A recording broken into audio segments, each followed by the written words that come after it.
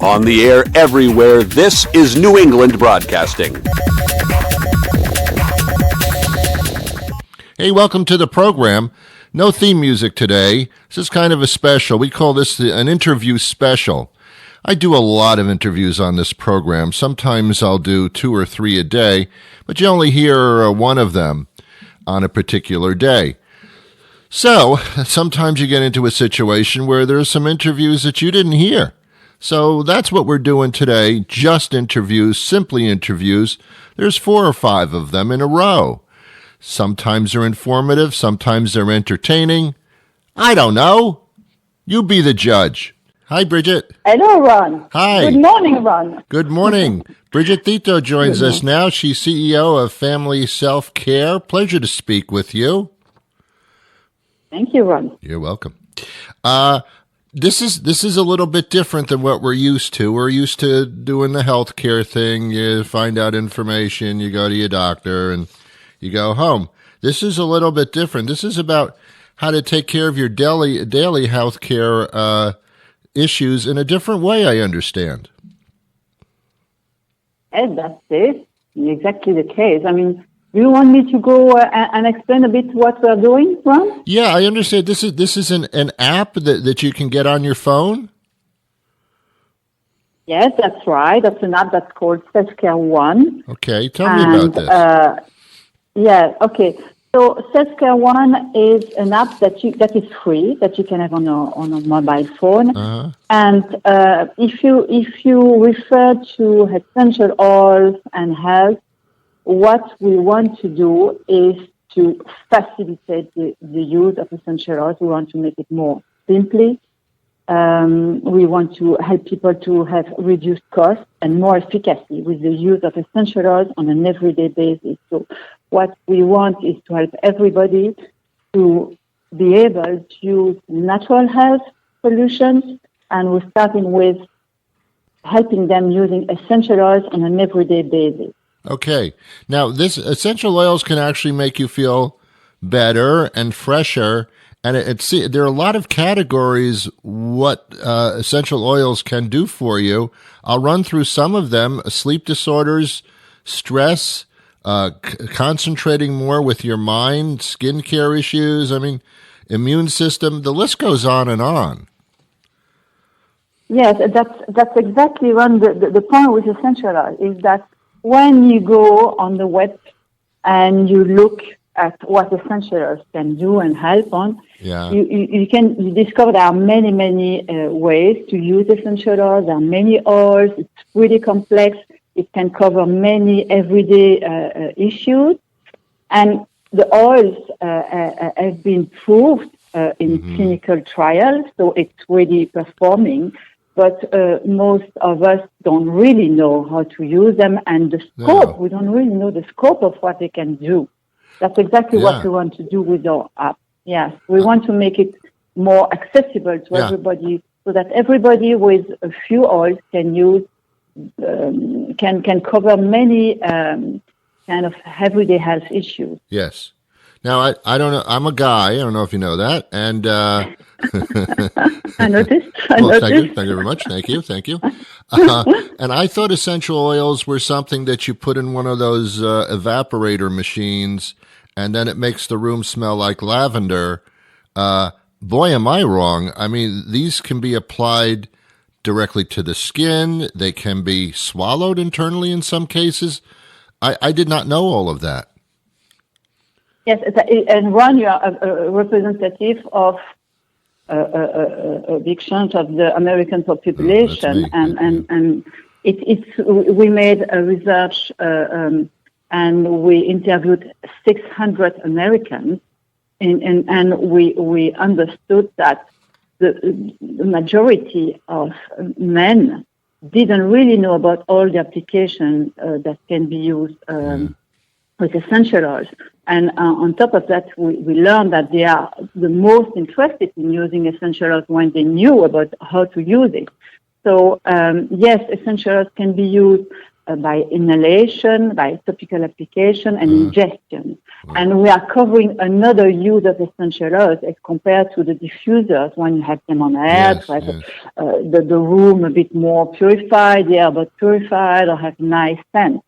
So it's a totally different usage, and it's more for everyday health, and it's not just aromatherapy. It's also something, for example, essential oils can enter into your body in 30 seconds. It goes around, I'm French speaking, so my English will not be necessarily as good as yours. But wonderful. To explain that what you apply is essential oils on your skin. Yes. It goes into your blood circulation in 30 seconds. It makes the round of it. Oh, wow, fast. So it's really efficient. Yeah. It's really efficient. And in 20 minutes, it could go directly to the organ where you have an issue. That's what is really clever with essential oils. And it's not me, Brigette, people speaking about that. Yeah. There are many scientists who talk about it. Yes. But what is really interesting with them is that they go directly to the source of an issue. If you have an organ, for example, you have a chest issue,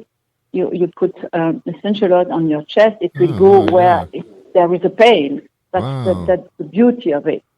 So the app helps you discern and discover which oils would help which concerns, how they would best be effective. That's what the app does. Yes, exactly. I mean, if you look at the app, you can see the list of issues. So you can say, okay, what is the issue with me? And the app will work based on your profile. If you, I don't know if you noticed, but the app will ask some information so that if you are a pregnant woman, you will not have the same formulation as a child of 7 years old and you. So the app will tell you exactly which oil to use, how to use it, when to use it, remind you when to use it, what is very important to us to mention, apart from the fact that it is easy to use, intuitive, it is safe, that's very important, and it makes it easy to use on a regular basis, because, thanks to the reminder. But what I wanted to mention that is less for more, because what we wanted to provide as much as combination as possible with a few oils. Yes. One of the biggest issues is when you want to use essential oils. Yes. You will go on the web and you will see, you could use a lavender, or you could use this oil, and at the end of the day, you say, which oil should I ask? Which oil should I buy? Should I buy 10 oils, 20 oils? Our algorithm is based on 9 oils, 8 essential oils, and just 1 vegetable oil that you can choose if you want. I understand. Just one, but you can use olive oil if you want. Yes. And the idea is to make as many as solution with just the best 8 oils. Got you. So that people stop having to choose, to buy, to stock many oils at home. Yes, you don't want to have oils all over the place. You want the ones that just appeal to you and work for you, and the fewest amount that do the most. So the app is like having a coach with you at all times, I guess. Exactly. All right. I can work for your company, if you'd like. All right. With pleasure. I mean, we're recruiting a lot of people. We should be 22 people next year. So I'm definitely looking forward to it. Okay. This company, by the way, this app is rather new. It's about 2 years old. Is that right? No. We developed our activities. We started our activities 2 years ago, and it took us 2 years to develop this, because we are not just developing an application, but we are also developing a dispenser. Okay. Because, with the application, you know what to use, when to use, how to use, but you still have to buy the oils and to mix the oils and to count the drops that the application is giving you. So we are working on a dispenser as well. Brigette, the biggest question and the biggest concern you alluded to a little bit earlier in the conversation, it's the safety of it. And that's what most people are concerned about. Once they're cleared and they know it's safe, then they can freely go about solving their problems. But it is totally safe. Is that right?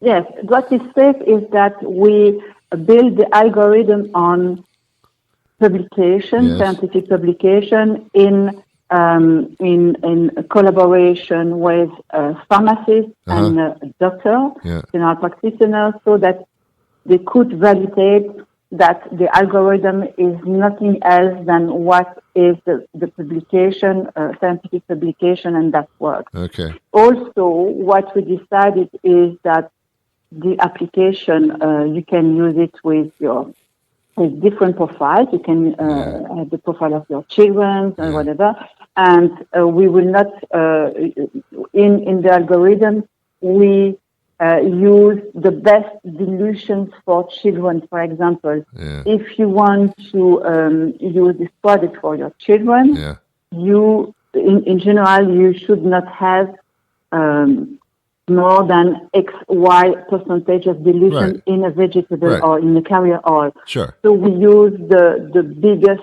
highest dilution rate to ensure it's the minimum and it's safest. Well, yeah, it's like aspirin. You know, aspirin may relieve a little headache, but you don't take 2,000 milligrams of it. So you got to know how much to take. And you're backed by Johnson & Johnson, I understand. Well, we are incubated at the JLabs Innovation Incubator in New York, and yes, we are based there, and we have worked with them on some aspects that I cannot talk about, but it's more on the. For example, with them, we have done some research that led us to the conclusion that 57% of the men in the U.S. would love to use Self-Care One. So 57% of men want to use it. So very great. Very good. How do we get more information about this? Where we can find the app? I guess in the download Play Store we can find it, right? Yes, you can download it on the iOS and Android, so App Store and the Play Store. So what do I search? What do I search? Family self-care? No, you search Self-Care One. Self-Care One. Self-Care One. Okay. Yeah. All right. That's what we look for. Self-Care One. Perfect. Well, congratulations to you.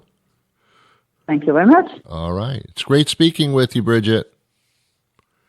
Thank you. Bye, Ron. And looking forward to, to work with you back. Hey, you never know.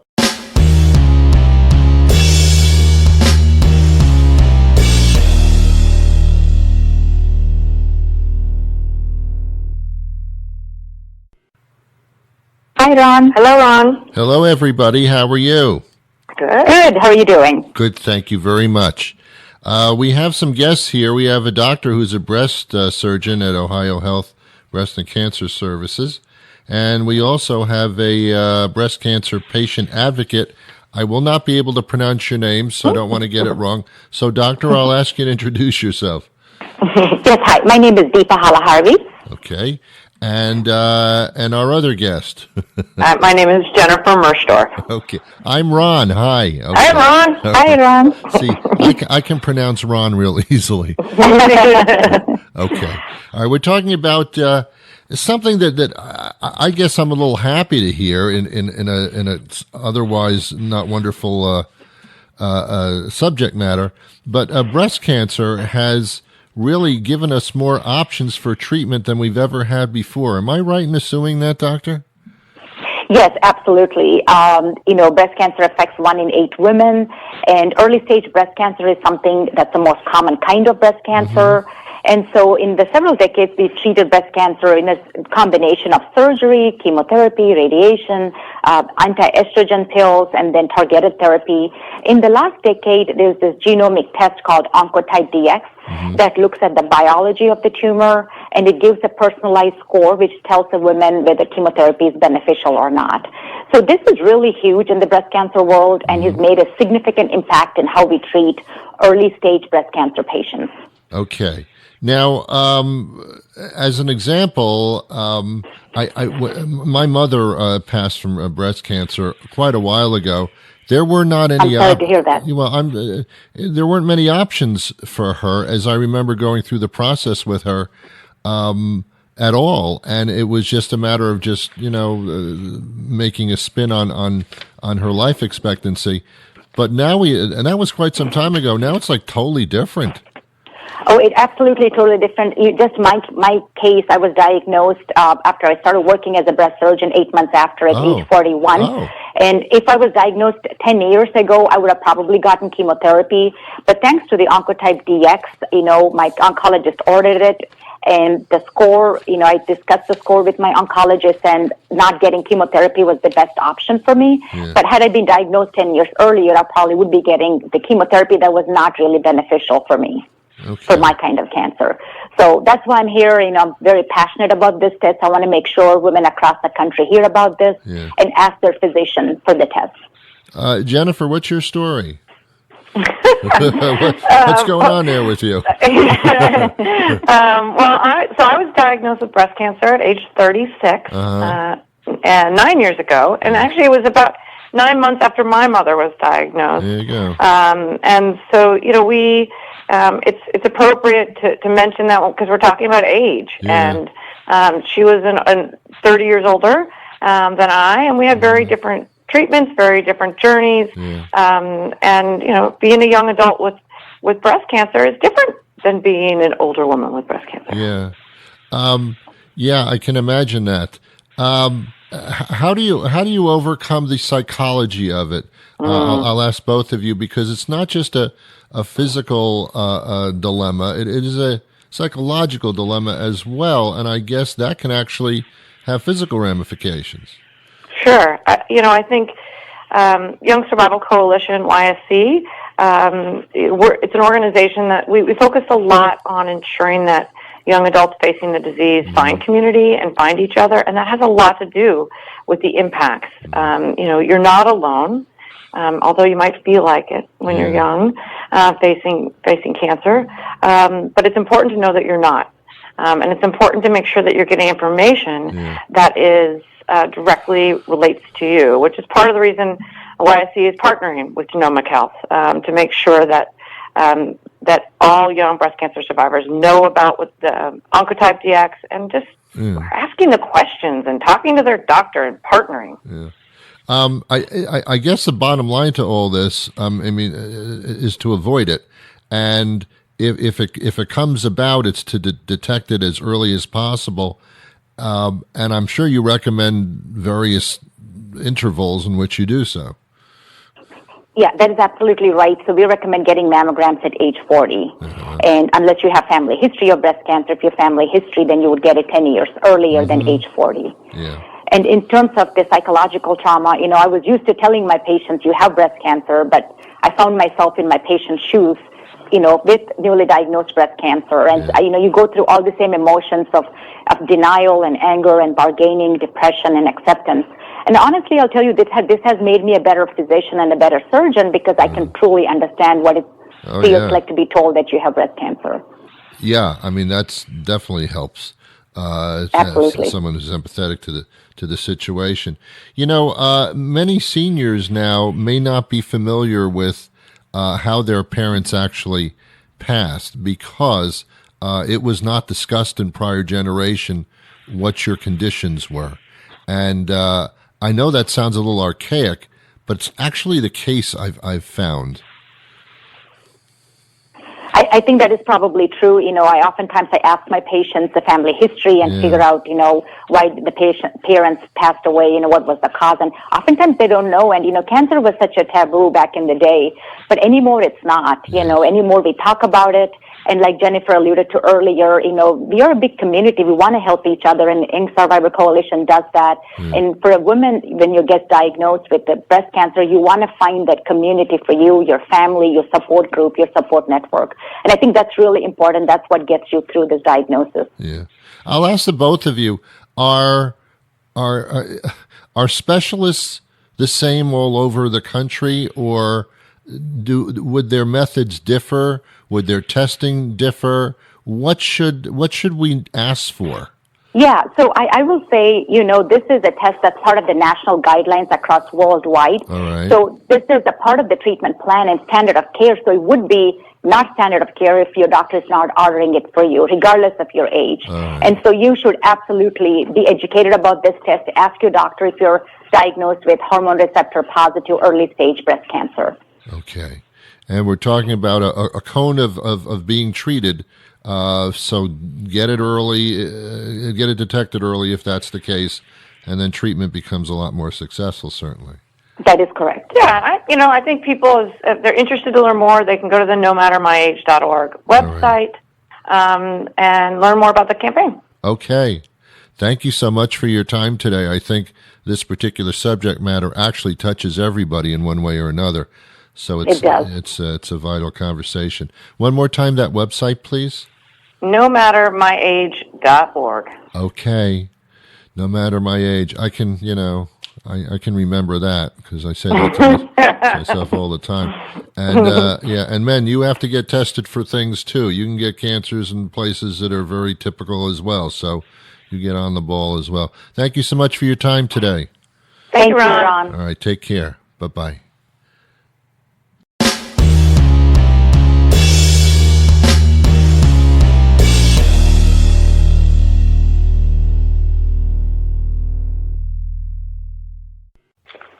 Hello, good morning. Hi, Francis. How are you?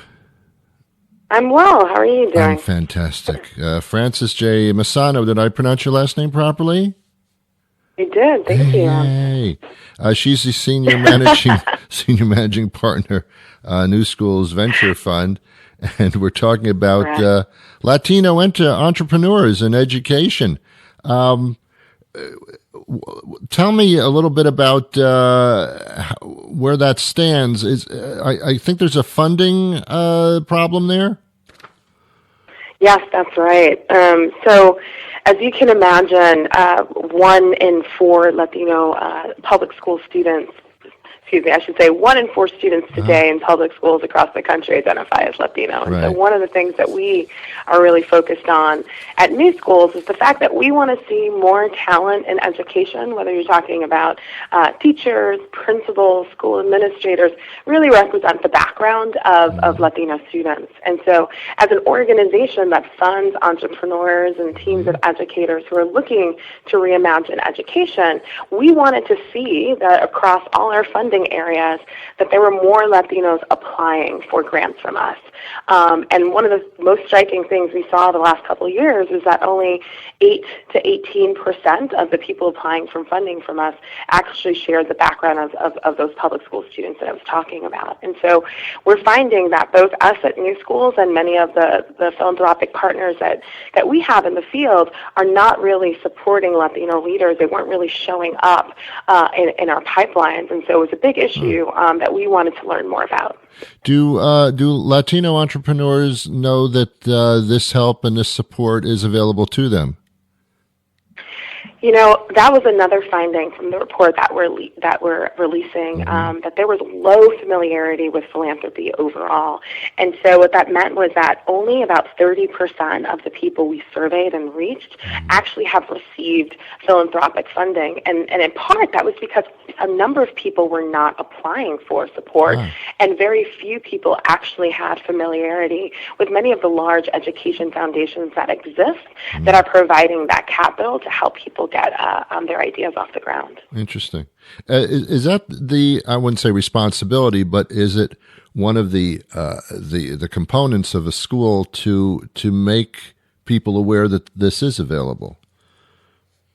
Yeah, I think there's certainly a role for schools to play, but, when I think about philanthropic organizations, I would almost say it's more their role. Like, at the end of the day, many of us are privileged with a role where our focus is to give money to people who are creating strong ideas that we think are going to have benefit for students across the country when it comes to education. And so when you think about that, your job is to give money away, right? It's almost like the onus is on us to kind of figure out, like, how do we reach people with the strongest ideas? I know.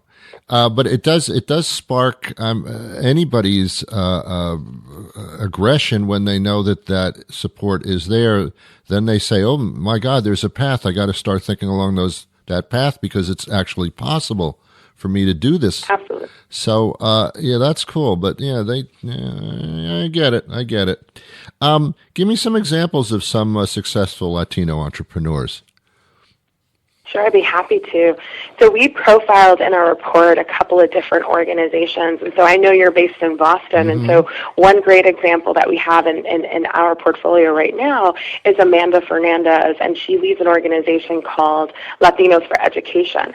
And what she is focused on is she's trying to figure out, how do you get more Latinos serving on school boards across the city in Boston. And she recently expanded the work to Houston. And so she's partnering with a number of schools locally to help them figure out, like, kind of what's the leadership and talent they need so that they can get the right board members that might fit their overall vision and mission. She's also working to provide professional development to help Latinos who might be working in education today get into more senior roles within their respective organizations. And so that's one example. She comes from a Cuban-American family who immigrated to the country. And, for her, so much of what drives her is that connection to kind of opportunity and the striving that she saw within her own family as she was growing up. And so it's really exciting to see some of the work that she's doing in Boston today. Very cool.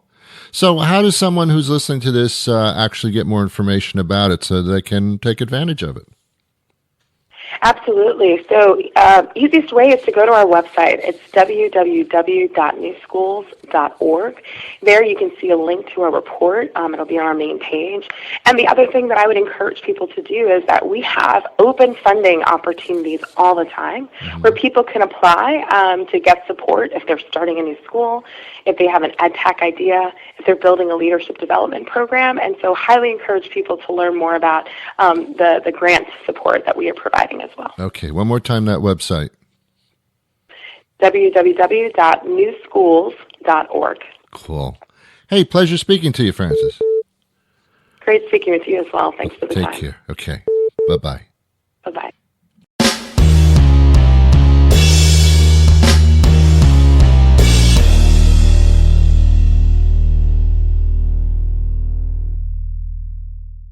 Tomeka James joins us now. Where are you, Tameka? I am in New Jersey. Ooh. I understand that there's quite an interesting trade show going on there. Oh, yeah. It's happening this weekend. Yeah, this is the Extensions Expo. And this is interesting. This is, explain what you're seeing there. I mean, there are tons of people walking around. What are they doing? They are actually attending an event that is going to change their life. Every attendee gets to mingle with the other audience members. They get to learn. They get to learn the latest weaving techniques and hair replacement methods under one roof. So there's over 50 classes that are offered every day. Mm-hmm. So they're either taking a class, they're going to meet a new vendor, or they're making a connection with another attendee. This is actually a very creative event too. I mean, when you're talking about extensions and beauty and that kind of thing, we're talking about being creative. Yes, absolutely.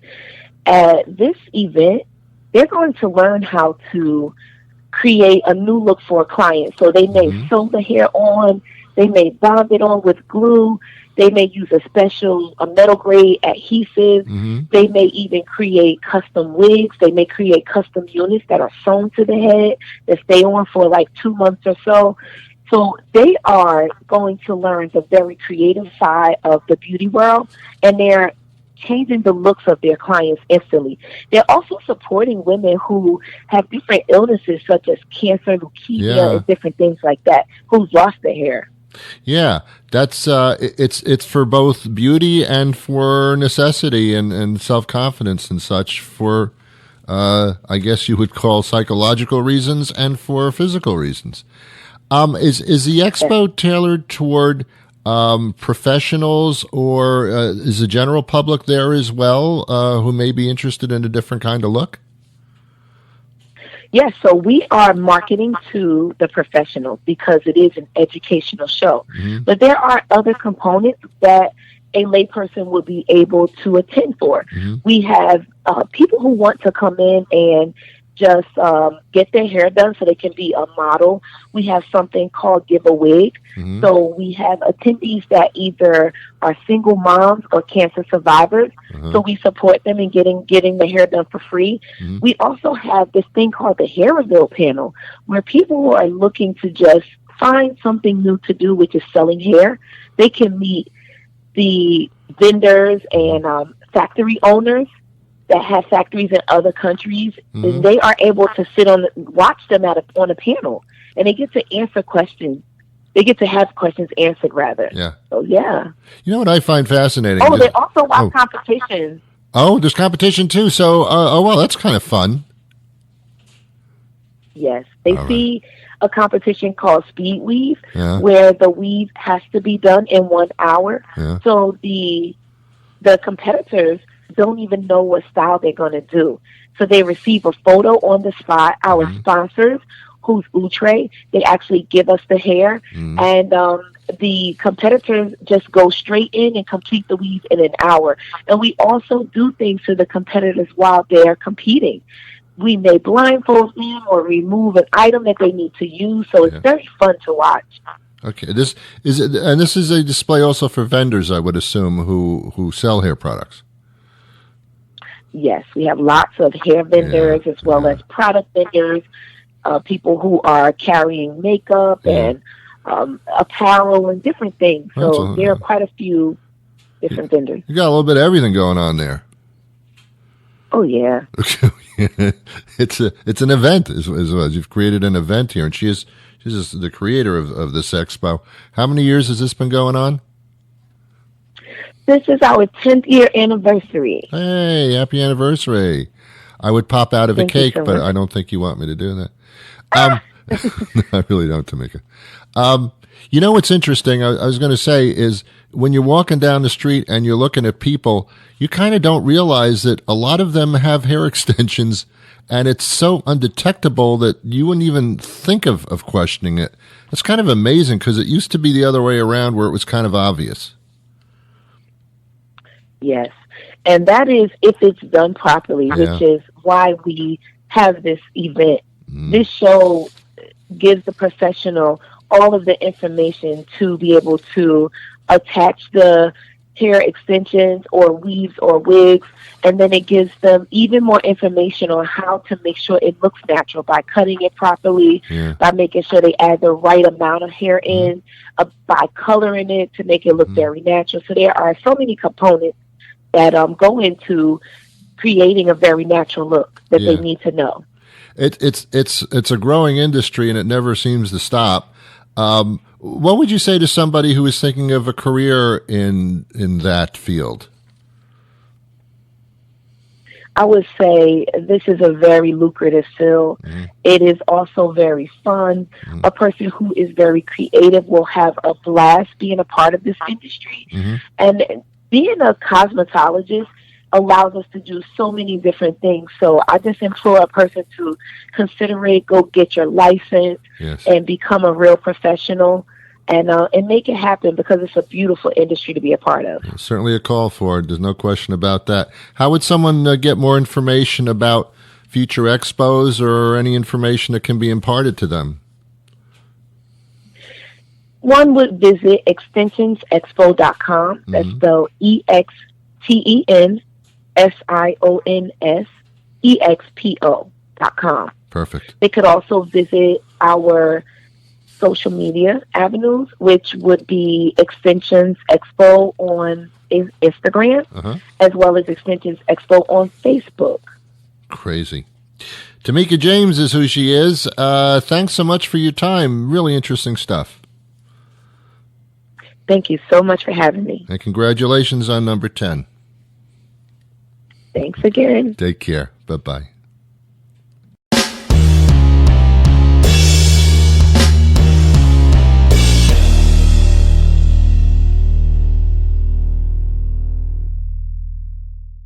Hey, Ron, this is Laura. Hi, Laura. How are you today? I'm doing great. How are you? I'm not so bad so far. This is good. Laura Adams joins us. She's a personal finance expert. Oh, I needed one of those. Thanks for showing up here. This is good. Oh, my pleasure. Okay. We're talking about insurance benefits in the upcoming year and how we get through open enrollment and how you make the most of your employee benefits. The open enrollment, how does that work? Does this happen the same time every year, or is it any time? Yeah, it is typically in the fall, and every employer can choose a little bit of a different employment, or rather an open enrollment time, but typically it starts in September. So between now and the end of the year, most workers are going to have to make some pretty important decisions regarding their benefits. So there's a variety of ways that they may get that information. Employee benefits company Unum found that about 30% want to see printed materials. There are also online and internet options, and some people say they want to talk to an in-person advisor. So with 4 different generations of workers out there, I think the key for employers is to have a variety of options for those employers, for the employees rather, to get that information they need. So nothing's universal about this. In other words, from company to company, various plans are made known, but it's not the same all over the place. That's right. So each employer gets to choose their menu of benefits that they're going to offer each season. Why would an employer not choose those benefits which cost them the less to administer and to participate in? Yeah, I mean, certainly they have to factor that into their, their profitability and their business plan. But we know that workers want these benefits, and certainly, it makes them more competitive if you've got a lot of options out there that are affordable. Would an employee feel a little odd or uncomfortable about sitting down with their company and saying, I want to know everything I can about this? Does it make them sound a little bit like, I'm trying to get some out of you kind of feeling? I mean, I know some companies have HR, human resources departments. That's what they're there for. But other companies don't. And you have to talk to just somebody in the company who's taking care of that. Should you feel, does that enter into it at all? I don't think employees should feel intimidated at all. And yeah, I get that they might, feel a little strange about asking about these details. But, it's complex. Even people who are in this industry and do it for a living can have a hard time keeping up with all of the changes and options that are out there. So my advice is definitely go straight to your benefits administrator if you have any questions. Don't be afraid to ask for help. These are big decisions, and you need to make them with confidence. Do these, when you go to a company, they give you information? Does the employee have the ability to call these individual insurance factions and research on their own as soon as they know what is becoming available to them? In some cases, and in some cases you may have an in-person advisor who's a representative who might be there on site, or you may be able to reach them by phone. Most companies do have representatives. So, that's definitely another option to call them directly. Yeah. I mean, there are a lot of things to consider. How much of a deductible can you afford? Do you want? Are you more into one area of coverage because you have a certain concern? I mean, there are various options, and every company should give a good number of options, right? Absolutely. We know that the deductible health plans are becoming a lot more popular. Unum has found that 50% of employees will make that selection for 2020. These are kind of interesting because you're going to pay more out of pocket for your medical costs, but your premiums are lower, so that's why they're quite attractive. Yeah. You can also pair them with a health savings account, or HSA, to further bring down the cost of your health care. So in a lot of cases, these are going to be good choices if you're in relatively good health. Millennials and Gen Z, the younger workers, are using these and electing them at higher rates. Sure. But you'll also see the traditional PPO, HMO as well. Right. Which can limit which doctors you see and how you receive the benefits, et cetera. And of course, it's not just for you necessarily. This is family coverage as well, isn't it? In many cases. Right. In many cases, yeah. That's right. Yes. So you have to take your whole family's health situation and needs into account. It's not an easy thing to navigate, but it's like the major benefit that you do get from a company beyond getting paid. This is a major deal here. So if someone does have questions, there should be somebody at the company that can answer them. I'm always skeptical. I always need a second opinion. So what do I do? Yeah, absolutely. So I think it's a good idea to talk to a spouse or a partner, when you're making these selections. As you mentioned, it's a family decision. Yeah. Also think about other types of coverage that are available as financial protection. So, keep in mind, half of American households have less than $1,000 in the bank. So when we're talking about high deductible plans and having out-of-pocket costs, you may need other protections to make sure that you can afford all of the medical costs that could occur. So accident insurance, hospital insurance, those are two policies that you probably want to take a look at. They're going to pay benefits directly to you if you've got an urgent care situation. You have to go to the emergency room, or you need follow-up care, or need to stay in the hospital. That's going to really make sure that you've got financial protection to pay those. Disability is another, I think, kind of often overlooked policy. 1 in 4 20-year-olds in the workplace will suffer a disability before they reach retirement. That's a pretty shocking statistic. So disability is there to replace a portion of your income if you can't work due to a covered accident or injury. So definitely weigh the benefits of other types of voluntary benefits in addition to your health insurance options. Well, where would I go for questions? Because I may have some. Yeah, absolutely. Take a look at unum.com/workwell. That's unum.com/workwell. They've got a enrollment guide. This is a PDF document that you can download. It's going to cover all of the different types of benefits that we've been discussing in much more detail. All right. That's what I was looking for there, because that's where I need the help. unum.com/workwell. Hey, Laura Adams, thank you so much for your expertise here, because we're going to need that. Thank you. Thank you for having me. Take care.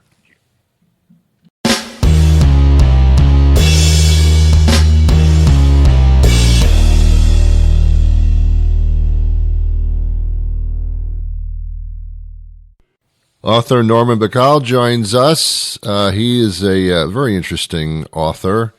Actually, I read his one of his other books, Breakdown, which was fascinating. I didn't know if I was reading a novel or a nonfiction. Turns out it was nonfiction.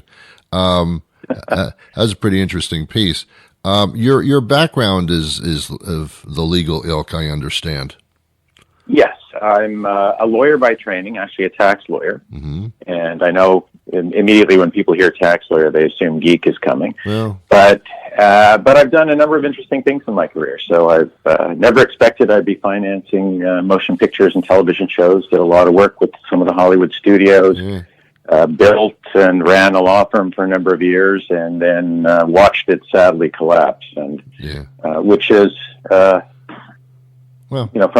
anybody's perspective, losing something that you've spent your entire life building.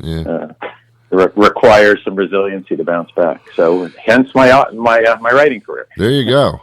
Which is really getting more people involved in what's going on in your head, which is a good thing, Norman is the author of a new book, Odell's Fall, which is kind of a Shakespearean thing in a sense, kind of taking from a Shakespearean genre. Well, I took the cast of Othello. which is a story of a black general in Italy. And I reset them in modern day Manhattan, and I took Odell and turned him into a lawyer. Well, who wouldn't? I know something about it. Yeah, who wouldn't? Okay. Which makes them hard to like, but now. Fascinating. And just like your nonfiction, I mean, I wasn't sure what I was reading at a point because everything kind of turns like, okay, that's happening. But I guess it's not. But everything starts to, these days, at least politically, everything starts to sound feasible. So, well, that's it. I mean, there's no such thing as fiction anymore. You just have to turn on the television. Exactly. Yeah, no kidding. Okay. This is an interesting, for those people that like twists and turns and that kind of thing, personified, this book's got that. Yeah, well, it starts with it's a story of love and jealousy and deceit. Yeah. It's a story about a lawyer who will do anything to get ahead. And, and in some respects, I think we've all kind of been in that position. Yeah. And, where we want that job promotion so badly, we think we're prepared to do almost anything. Yeah. And I asked the question, what happens when you do? Yeah. Do you, is this about selling your soul? I think only in some respect, because there are really a few stories going on. One of them is, how far are you prepared to go to get ahead, and what will you do, and what kind of sociopathic personality do you need to have to really not care who gets hurt on the way? There you have it. Which is kind of American politics these days. And so there's the common bond. Yeah. But it's also a story about love and learning that you have to love yourself before you can really love anybody else. There's a lot rolled into this. It's kind of a morality kind of thing without being in your face about it. Yeah, and I try to touch those issues as well as we had some racial tension right at the beginning of the book, which is sort of the driver of everything that's going to happen later on. Which makes it both ancient and completely contemporary America. Yeah. The characters that are in the book come from, of course, a Shakespearean work, but it also seems like they maybe that if they went to Ancestry.com, they'd find Othello was connected. But other than that, they kind of take on their own deals here and way out of that realm.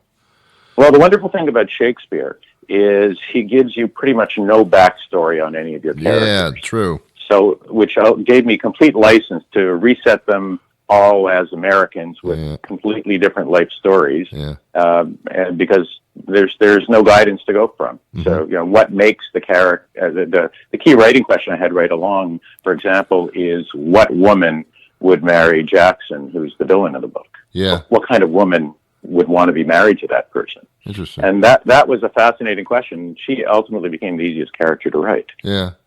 As you know more than anybody, some of the most gripping books of our time have involved legal cases, not only real, but also fictional.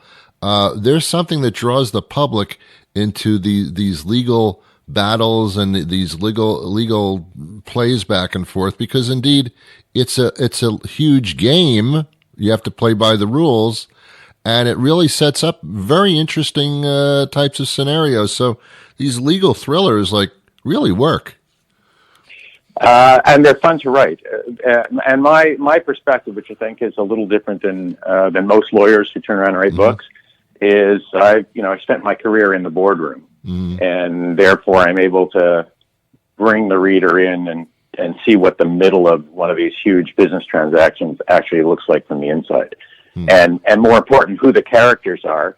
And the one thing you discover is that they're as human and crazy as the rest of us.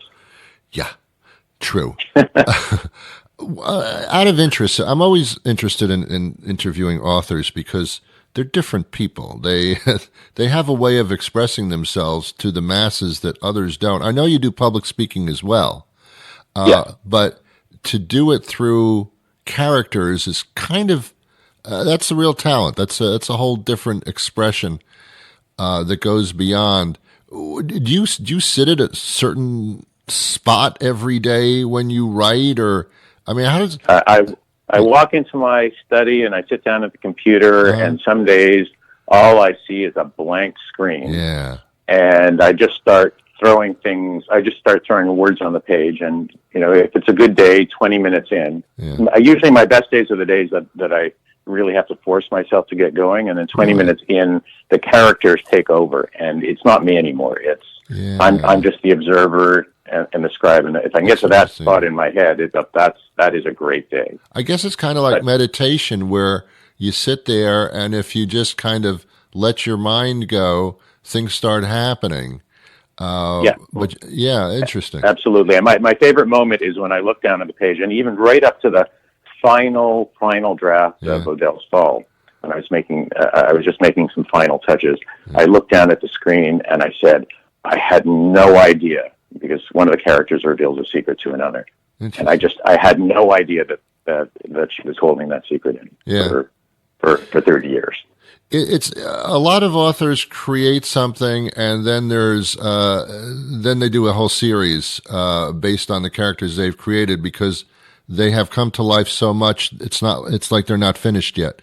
Do you have that situation as well, or when it's done, it's done? Well, the next book's already written. It's just sitting. It needs a tiny bit of polishing. It's a modern day Hamlet. Set as a prequel to Odell's Fall. You'll see the early years of the detectives, and even Odell, who's the hero of this book. You get to see what he was like 10 years ago. So there was a carryover where the character said, "No, I'm not done yet." Exactly, and there will be a third and a fourth coming for sure. Wow, already in my head. Oh boy, wow. Odell's Fall is the name of the book. It's available everywhere. You're in Canada, I understand.